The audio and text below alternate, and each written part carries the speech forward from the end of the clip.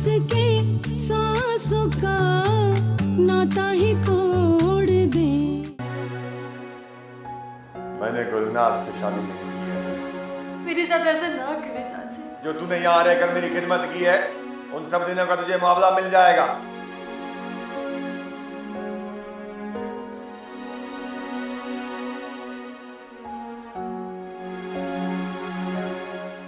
क्या हुआ चुरी?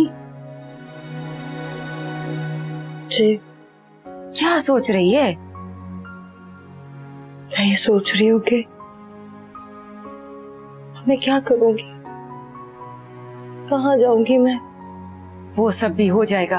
अभी तो मैं तेरे लिए बड़ी खुशखबरी लेकर आई हूँ। कैसे खुशखबरी? अभी शेरा आता ही होगा ना, फिर बताऊंगी। लो शेरा आ ही गया है, अभी आती हूँ।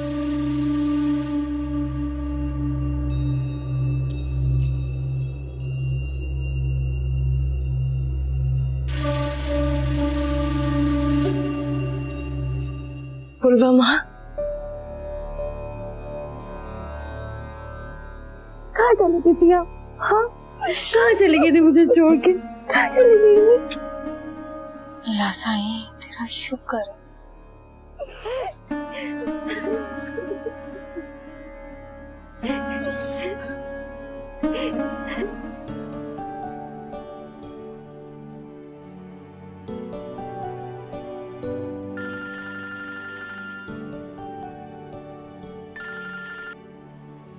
आलम, आप क्या चाहते हैं कि मैं एग्जाम्स में फेल हो जाऊं? अरे नहीं भाई, खुदा ना खास्ता मैं ऐसा क्यों चाहूंगा। पिछले 1 घंटे में आप मुझे 5 दफा फोन कर चुके हैं। अगर आप मुझे इसी तरह फोन करते रहे और मैं आपसे बातें करती रही तो मैं एग्जाम्स की तैयारी कब करूंगी? और तैयारी नहीं होगी तो फिर मैं एग्जाम्स में फेल हो जाऊंगी और मेरा वकालत करने का ख्वाब अधूरा रह जाएगा। तुम उसकी टेंशन ना लो, क्योंकि वकालत तुम करोगी और सारी जिंदगी करोगी। वो कैसे? अब देखो ना, मैं जब अपने बच्चों को डांटूंगा तो उनको बचाने और वकालत करने के लिए तो कोई तो होगा ना। आलम, आप भी ना। अच्छा मुझे पढ़ने दे। अरे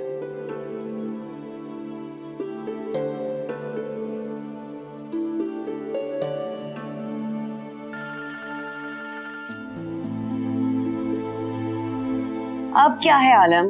तुम्हें क्या लगता है तुम आलम को बताओगी और हम डर जाएंगे? तुम्हारा आलम हमारा कुछ नहीं बिगाड़ सकता है। अलबत्ता अगर तुम उसे बार बार हमारे बारे में बताती रही तो मजबूरन हमें उसे रास्ते से हटाना पड़ेगा। नहीं नहीं, ऐसा कुछ मत करना, खुदा के लिए ऐसा कुछ मत करना। मैं तुम्हारे आगे हाथ जोड़ती हूँ। तो फिर आज के बाद आलम तक कोई बात नहीं पहुँचनी चाहिए, वरना बस।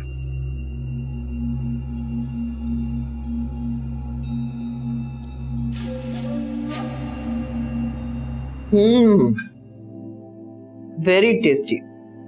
आज तो मेरी बहू ने मेरे पसंद का खाना बनाया और बहुत ही मजेदार।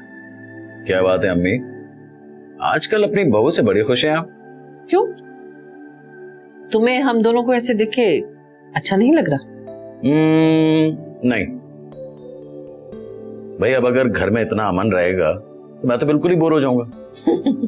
तुम इस बात की तो बिल्कुल फिक्र नहीं करो। अमन खराब करने वाला और हमारी जिंदगियों में हलचल मचाने वाला बहुत जल्द एक मेहमान आ रहा है।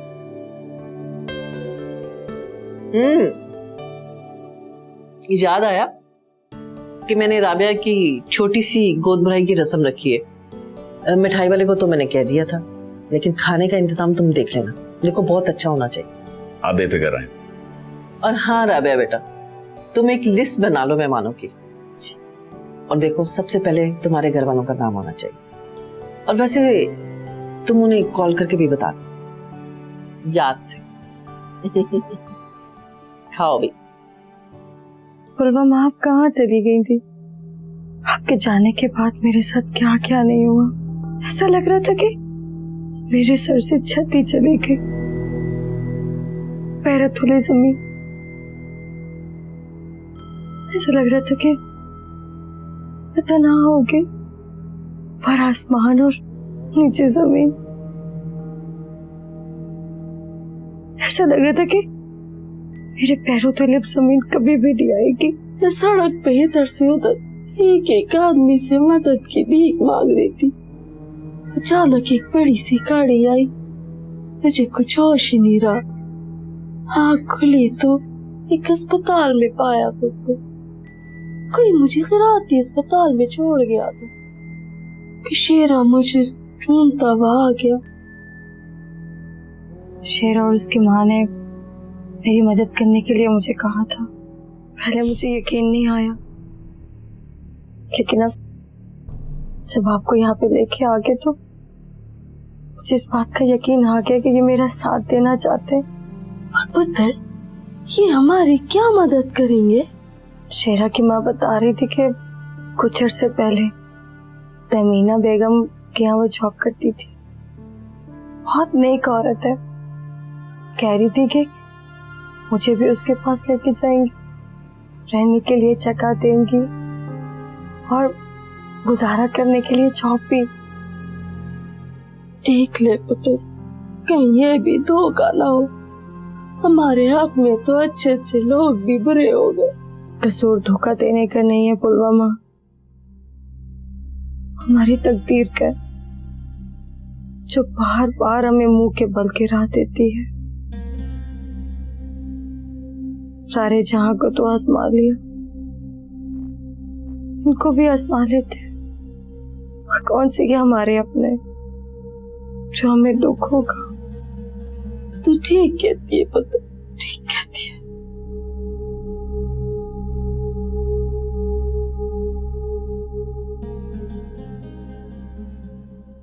क्या बात, नूरी नजर नहीं आ रही? उसके सर में दर्द था अबू, मैंने उसे दवाई खिला दी थी, सो रही है अब।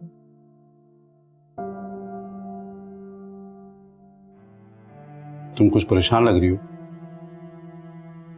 नहीं अबू, ऐसी कोई बात नहीं है। देखो रानिया, कोई ऐसी बात है जो तुम्हें डिस्टर्ब कर रही है तो तुम मुझसे शेयर कर सकती हो। मैं तुम्हारा बाप बन के नहीं, बल्कि दोस्त बन के तुम्हारी बात सुनूंगा और तुमको उस प्रॉब्लम से निकालने की पूरी कोशिश करूंगा। अबू, पिछले कुछ दिनों से एक अननोन नंबर से मुझे कॉल आती है और वो मुझे कहता है कि मैं आलम से तलाक ले लूं। क्या? जी अबू। तुमने आलम को बताई? जी बताया था। आलम का कहना है कि इस मसले के पीछे जहांजेब भाई के ससुराल वालों का हाथ है। इनफैक्ट वो तो बात करना भी चाहते थे, लेकिन मैंने मना कर दिया। तो अच्छा था ना, बात क्लियर हो जाती। तुमने क्यों रोक दिया उनको? अबू, उनके खिलाफ हमारे पास कोई सबूत नहीं है और बगैर सबूत के किसी पर इल्जाम लगाना रिश्तों में दरार डालना होता है। और मैं नहीं चाहती अबू कि आलम के घर वाले मेरे बारे में ये सोचें कि मैंने इस घर में आने से पहले ही उस घर के लोगों के रिश्तों में दरार डाल दी। बेटा, ये तो तुमने बहुत अक्लमंदी का सबूत दिया, लेकिन ऐसा ना हो कि दूसरों के बारे में सोचते सोचते तुम खुद किसी मुश्किल में फंस जाओ। नहीं अबू, ऐसा कुछ नहीं होगा, आप बिल्कुल फिक्र मत करें। तुमने उस नंबर पे कॉल की थी दोबारा जहां से फोन आ रहा था? जी अबू, की थी, लेकिन वो नंबर्स रजिस्टर्ड ही नहीं है और वैसे भी वो हर बार नए नंबर से कॉल करता था। तो हम पुलिस से हेल्प ले सकते हैं? नहीं अबू, मुझे बहुत डर लगता है कि हम इस मसले को हल करते करते कहीं इसमें इजाफा ना कर बैठे। तो भाई, तुम्हारे ख्याल में इस मसले का फिर हल क्या होगा? अभी तो कुछ नहीं कह सकती अबू, लेकिन मुझे उम्मीद है कि सब कुछ ठीक हो जाएगा। अच्छा देखो, अब अगर फोन आए ना तो मेरी बात करा देना। नहीं अबू, उसने मुझे धमकी दी है कि इस मसले में जितने लोग इन्वॉल्व होंगे उन सबको नुकसान पहुंचाएगा और मैं नहीं चाहती अबू कि मेरी वजह से आपको कोई नुकसान पहुंचे। भाई, अगर खुदा न खासा तुम्हें नुकसान पहुंचा तो? नहीं अबू, इसकी नौबत नहीं आएगी। खुदा करे बेटा के ऐसे ही। आखिर ये कौन है जिसे मुझे और आलम को अलग देखकर इतनी खुशी होगी? आलम का शक फायज उम्र पर है, मगर पता नहीं मेरा दिल ये मानने को तैयार क्यों नहीं है कि वो ये सब कुछ नहीं कर सकता। सवाल तो वहीं पर आकर उठता है, कौन हो सकता है?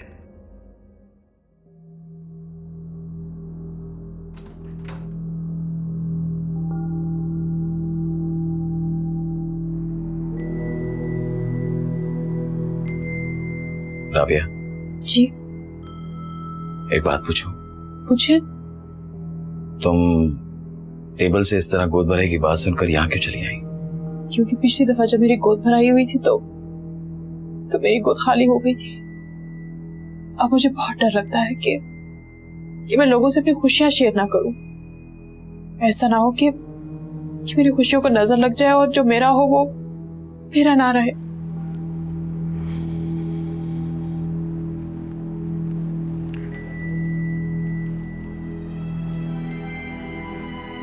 देखो राबिया, ऐसे हादसा दुनिया में बहुत सारे लोगों के साथ होते हैं, मगर ये हादसा इंसान को पहले से ज्यादा मजबूत और हौसलामंद बनाते हैं, कमजोर और बुज़दिल नहीं। अच्छा, मैं भी ये सब बुलाना चाहती हूँ, लेकिन पता नहीं। तुम फिक्र नहीं करो, सब ठीक हो जाएगा। अब से अच्छा सोचा करो। हाँ, मैं कोशिश करूंगी कि मेरे जहन में अब इस तरह के ख्याल कभी ना आए। एंड आई एम श्योर कि तुम्हारी ये कोशिश जरूर कामयाब होगी। स्माइल। कितनी बार तुझे समझाया था कि उस औरत को अपने हवास पे मत चढ़ने देना, लेकिन तू बात नहीं आया। अब पता है किफायत मुझे क्या कह के गया है?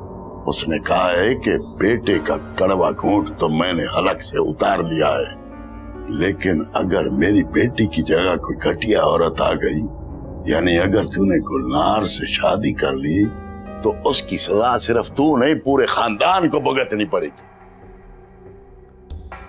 बाबा साईं, अगर वो ऐसा कहता है तो चूड़ियां हमने भी नहीं पहनी हुई हैं। उसको मुतमईन करने के लिए मैं इससे ज्यादा कुछ भी नहीं कर सकता।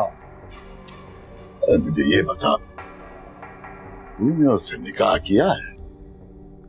हाँ बाबा साईं। अरे ना मुराद, तेरे पास क्या पैसे कम पड़ गए थे जो निकाह किया है? खरीद लेता। बाबा साईं, रुपया पैसा हीरा मोती सब उसने ठुकरा दिया, और मुझे वो चाहिए थी। अगर मैं निकाह ना करता तो वो मुझे कभी ना मिलती। बहरहाल, अब जितने लोगों को पता है तेरे निकाह के बारे में, उन्हें खत्म करा। मुझे उन लोगों की कोई फिक्र नहीं है बाबा साईं। इस वक्त सबसे जरूरी गुलनार का मरना है। क्यों? क्योंकि वो मां बनने वाली है।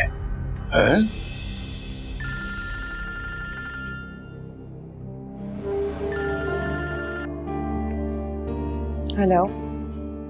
हाँ, तो अब कब तलाक ले रही हो तुम?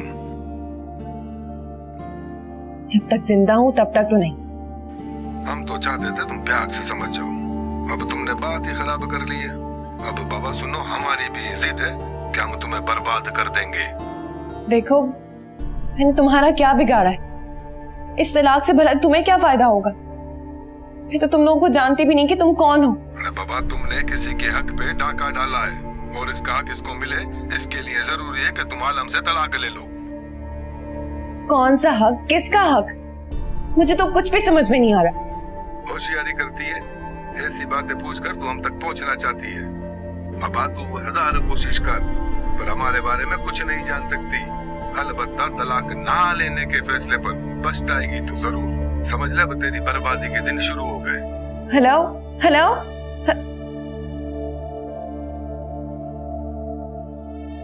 देखो ना बेटा, मैंने हीरा से कह दिया है, तुझे और तेरी अम्मा को बेगम साहिबा के पास ले जाएगा। बेगम साहिबा से भी मेरी बात हो गई है। उन्होंने कहा है कि वो तुझे और तेरी अम्मा को रख लेंगी। आपने मेरे लिए जितना भी किया वो काफी है। बस ये समझ के रख ले कि तेरी अम्मा ने तुझको दिए। अब तो मैं आपको मना भी नहीं कर सकती। वो बेटा, तूने शेरा को तो माफ कर दिया ना? किस लिए? वो तुझे जिस नियत से उठा के लाया था। नहीं अम्मा, कैसी बातें कर रही हैं? मैंने उसे उसी दिन दिल से माफ कर दिया था जब आपसे मेरी मुलाकात हुई थी। खुश रहे, अल्लाह साईं तुझे सारी खुशियां दे। ना परेशान ना हो, मैं देखती हूँ, मैं देख के आती हूँ कौन है। है? अरे अम्मा, मैं हूँ शेरा। अच्छा आ जाओ। अम्मा मैं बाहर देख कर आया हूँ, अब कोई खतरा नहीं है। अच्छा, अरे अम्मा छोरी जल्दी आओ, जल्दी जल्दी आओ। देख शेरा, अब तू बड़ी एहतियात से इनको लेके जा। देख अपनी अम्मा की ना लाज रख लेना, इनको ना मैंने अपनी जुबान दी है। अम्मा तुम फिक्र नहीं करो, अपनी जान दे दूंगा लेकिन इनके ऊपर आंच नहीं आने दूंगा। और हाँ, अब तुम लोग निकलने की करो। तेरे पास वो है ना वो मोबाइल? हाँ मोबाइल, उससे मुझे जाते एक फोन जरूर कर देना। अरे अम्मा तुम फिक्र नहीं करो, फोन कर दूंगा। हाँ और बिटिया तुम भी अपना बहुत ख्याल रखना, और जब भी मेरी जरूरत पड़े ना मुझे फौरन फोन कर देना। आप भी अपना बहुत ख्याल रखिएगा।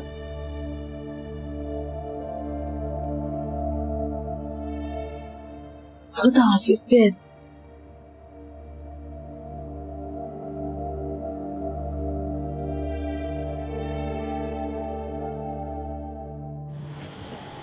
यार ये बैठे बिठाए अजीब मुसीबत आ गई।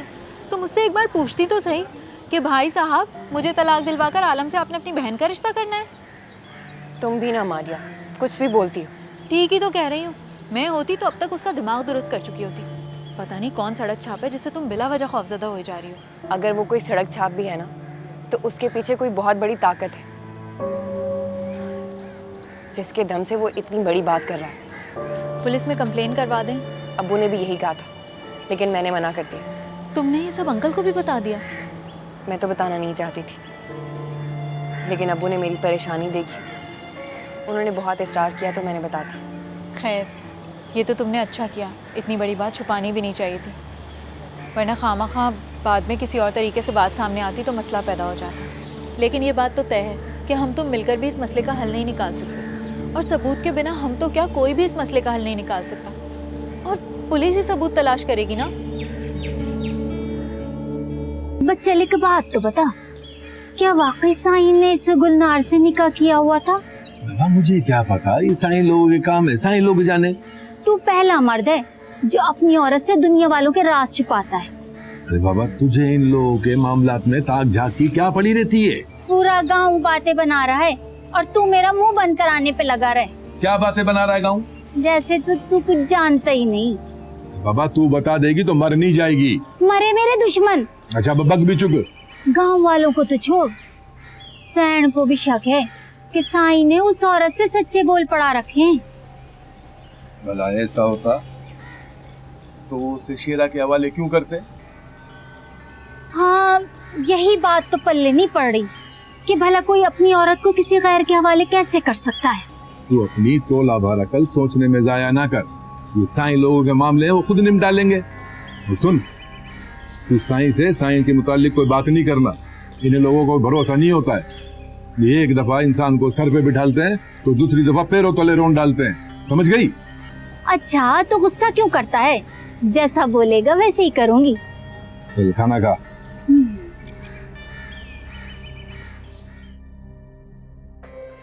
कोठी तो बहुत बड़ी है ना गुलनार पुत्र? कोठी बड़ी होने से कोई फर्क नहीं पड़ता, दिल में जगह होनी चाहिए। कैसी बताती बेगम साहबा बहुत अच्छी हैं और बड़े दिल वाली हैं, यहाँ पर कई लोगों को रखा हुआ है। तुम्हारी बेगम साहबा क्या काम करती हैं? बरी ये तो मेरे को पता नहीं। हाँ अलबत्ता इधर अमीर और गरीब औरतें आती हैं।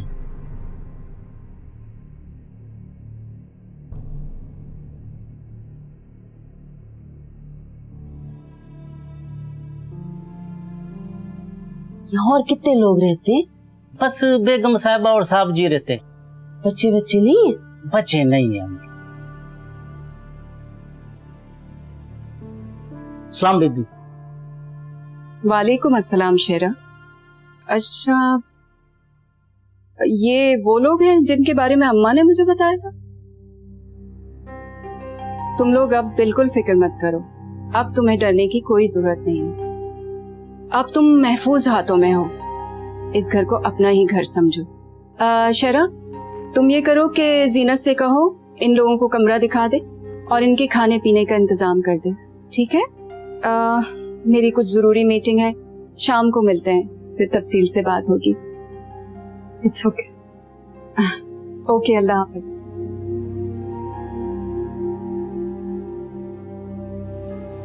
उस आदमी की कॉल दोबारा तो नहीं आई? नहीं। वाकई? मैं भला झूठ क्यों बोलूंगी? मेरा मतलब है कि एक शख्स जो हमारे और हमारे रिश्ते के पीछे हाथ धोकर पड़ा हुआ था, वो अचानक से खामोश कैसे हो गया?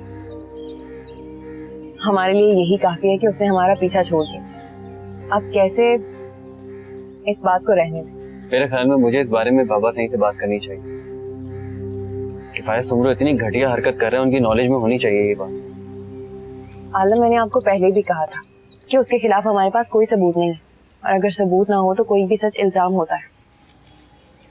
रानिया, मैं जानता हूँ कि उसकी वजह से तुम भी डिस्टर्ब, लेकिन मेरी समझ में एक बात नहीं आ रही कि मैं जब भी इस बारे में बात करता हूँ कि ये बात मैं किसी से कहूँगा, तो तुम मुझे बार बार क्यों रोक देती हो? आलम, अगर आप गुस्सा होने के बजाय मेरी पोजीशन को मद्देनजर रखेंगे तो आपको मेरी बात समझ में आएगी। रानिया, जिंदगी तुम्हें मेरे साथ गुजारनी है। इम्पोर्टेंट ये होना चाहिए कि मैं तुम्हारे बारे में क्या सोचता हूँ, दूसरों की तुम्हारे बारे में क्या राय है, इसकी तुम्हें फिक्र नहीं करनी चाहिए। ओके ओके, अब प्लीज अपना मूड ठीक करें। ठीक है मेरा मूड। और वैसे क्या हमारे दरमियान यही टॉपिक रह गया बात करने को? हम अपने बारे में बात नहीं कर सकते? इस बात का ताल्लुक भी हमसे ही है। हाँ है, लेकिन इस वक्त मैं इस बारे में बात करने के मूड में नहीं हूँ। तो फिर किस मूड में हो? मूवी देखने के मूड। मूवी देखने चले? मुझे नहीं देखनी। मेरे लिए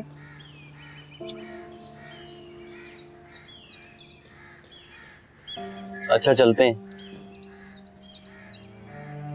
बेबी साईं, ये तो बड़ा अच्छा हो गया कि साईं ने इसको फ्लैट से धक्के दे के बाहर निकाला है। मैं तो कहती हूँ ऐसी औरत को गोली मार देनी चाहिए। साईं पर इल्जाम लगाती है कि उससे निकाह किया हुआ है, भला उसकी भी क्या औकात जो साईं की बीवी बने। साईं की बीवी बनने के लिए हमारी बीबी साईं जैसा ऊंचा खानदान होना चाहिए। खैर तो है बीबी साईं, कहाँ गुम हो गई आप भला?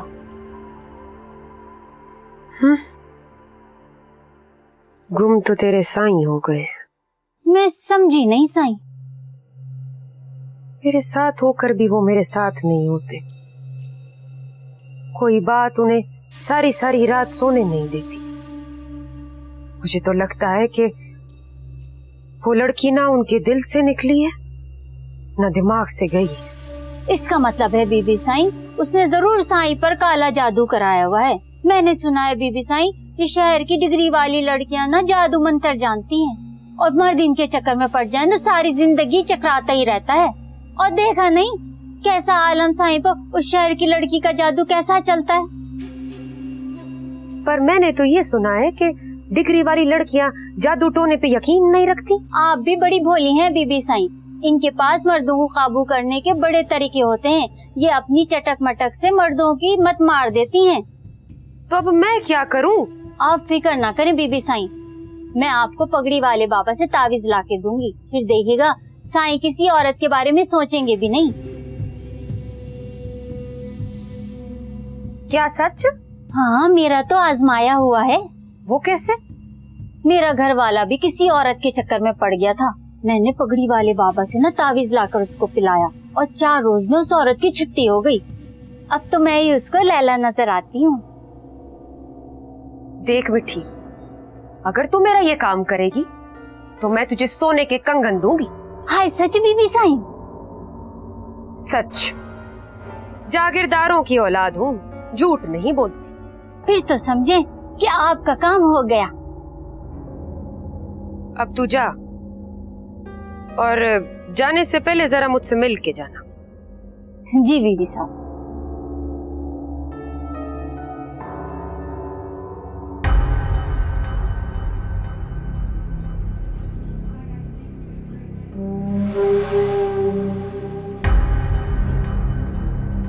यार, इंटरवल तक की तो मूवी बहुत ही बोर थी।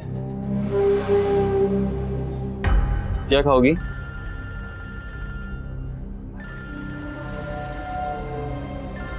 किसका फोन है रानी? तुम इतनी परेशान क्यों लग रही है? नहीं, घर से फोन आ रहा है। बताकर नहीं आई थी ना, तो सोच रही हूँ कि क्या कहूँ। उसमें सोचने की क्या बात है, इतनी परेशान होने की क्या बात? कह दो मेरे साथ, बल्कि लाओ दो, मैं खुद बात कर लेती हूँ। नहीं नहीं, मैं बात कर लेती हूँ। श्योर?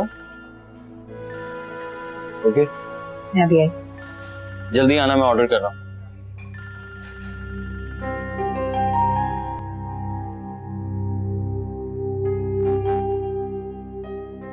पुत्र, तुम्हें तमीना बेगम कैसी लगी? मैंने हमेशा लोगों को गलत ही परखा है। वो अच्छी है ये बुरी, मुझे नहीं पता। जितना मैंने उनको समझा है, मुझे तो वो एक अच्छी औरत लगी है। बाकी हमारी किस्मत।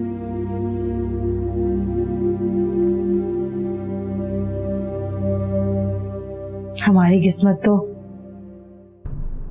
शायद काली स्याही से लिखी गई है। ऐसा नहीं कहते पुत्र, देखो ये हमारी किस्मत ही तो है ना, जो आज हम यहाँ पर आराम से बैठे। मुझे अपनी खुशकिस्मती पे कोई खुशफहमी नहीं है। क्या मतलब? मुझे अपनी तो क्या, अपनी औलाद की बदकिस्मती पे यकीन हो गया। फालतू बातें नहीं करते। आप लोगों को बेगम साहिबा बाहर बुला रही। अच्छा चलो पुत्र, और सुनो, उनसे अपने बारे में ज्यादा तफसील से बताने की जरूरत नहीं है, बस छोटी मोटी बातें बता देना, ठीक है? चलो मेरा पुत्र, आ जाओ।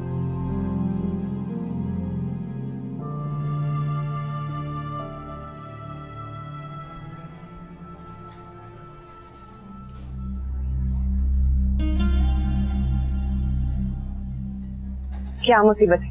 क्यों परेशान कर रहे हो आप? अरे बाबा, परेशान नहीं कर रहा, बल्कि तुमको एक जरूरी इत्तला दे रहा हूँ। जरूरी इत्तला। कैसी इत्तला? हाँ, जिस हाल में बैठे तुम फिल्म के मजे ले रहे हो, वहाँ बम है, बम, जो ठीक 15 मिनट के बाद फटने वाला है। बकवास कर रहे हो तुम, ऐसा नहीं हो सकता। अरे बाबा, झूठ या सच, मेरा काम तुमको इत्तला देना था, जो मैंने दे दी है। हेलो हेलो हेलो,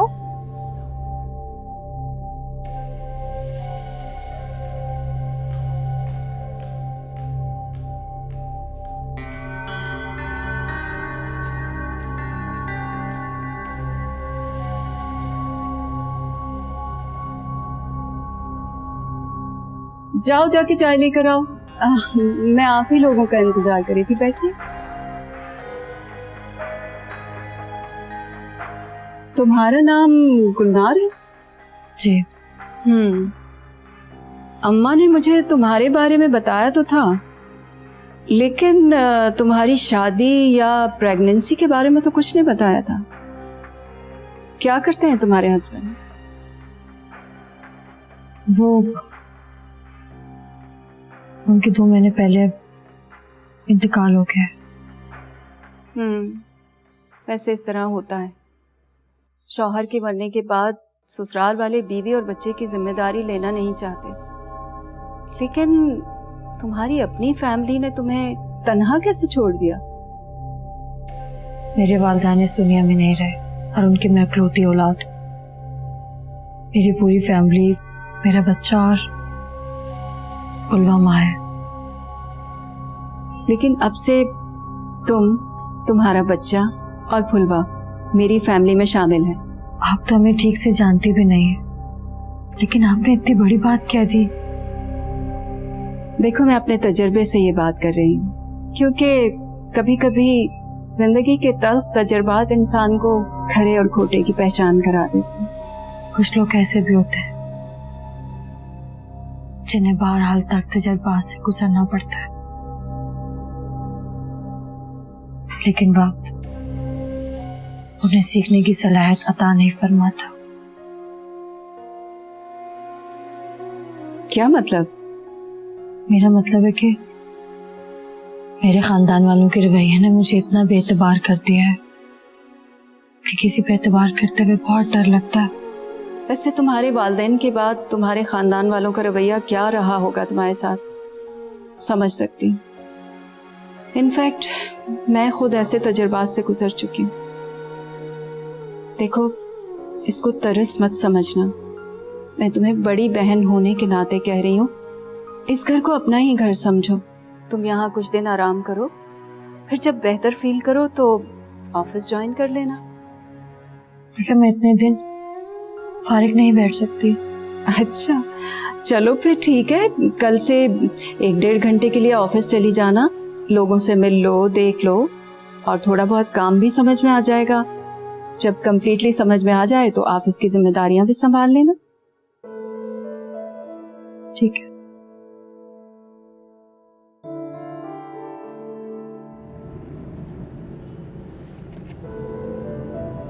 क्या बात है रानिया, परेशान लग रही हो तुम मुझे? पता नहीं रानिया, मुझे ऐसा लग रहा है कि तुम मुझसे कुछ कहना चाहती हो मगर कह नहीं पा रही हो। और एक बात तो बताओ, ये तो मुझे सैनवा से बाहर आकर कॉल क्यों कर रही थी? मैं आप ही को फोन करने आई थी, गलती से आपका नंबर डायल हो गया। वाकई? मैं आपसे झूठ बोलूंगी? अगर झूठ नहीं बोल रही तो मुझे देखकर बात क्यों नहीं कर रही? प्लीज आलम, मेरे सर में बहुत दर्द हो रहा है, मुझे घर छोड़ दे।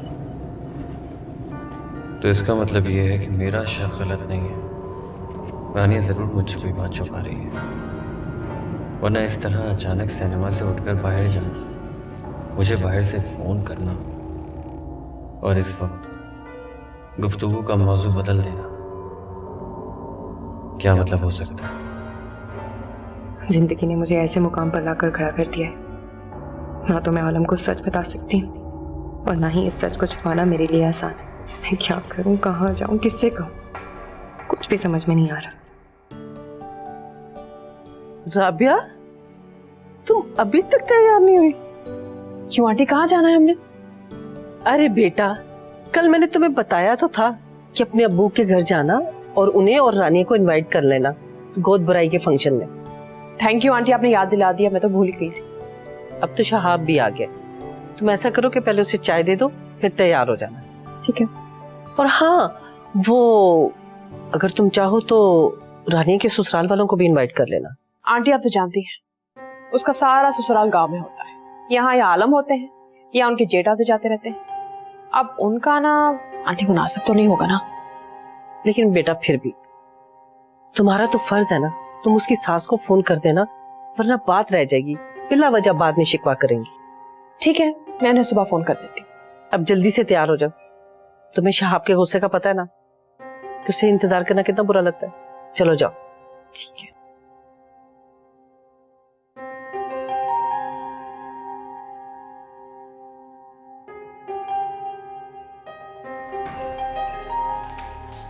तुम आ गई मारिया? हाँ, तो तुमने इतना अर्जेंट बुलाया था, आना तो था ना। क्या हुआ रानिया, खैरियत तो है? हुआ क्या है, कुछ बताओ तो सही। मुझसे गलती हो गई, बहुत बड़ी गलती। वो आदमी था ना जो मुझे फोन पे धमकी देता था, वो धमकी नहीं थी, वो सच में मुझे बर्बाद करना चाहता है, आलम को जान से मार देना चाहता है, और फिर सब कुछ खत्म हो जाएगा, सब कुछ, ये घर, इस घर के सब पर, और मेरा और आलम का रिश्ता भी। रिलैक्स रानिया, रिलैक्स। तुमने इतना सब कुछ कह दिया, मगर यकीन करो मेरी समझ में कुछ भी नहीं आ रहा कि तुम किसकी बात कर रही हो। कौन आलम को जान से मार देगा और कौन सब कुछ बर्बाद कर देगा? वही जो मुझे फोन करके धमकियां दिया करता है। मैंने उसकी बातों को अहमियत नहीं थी। अब जैसा वो कहेगा मैं वैसा ही करूंगी। मैं आलम की जिंदगी की खातिर आलम से तलाक ले लूंगी। हाँ, मैं तलाक ले लूंगी आलम से। रानिया, तुम होश में तो हो? जानती हो कि क्या कह रही हो? मेरे तो कुछ समझ में नहीं आ रहा, पागल हो जाऊंगी मैं।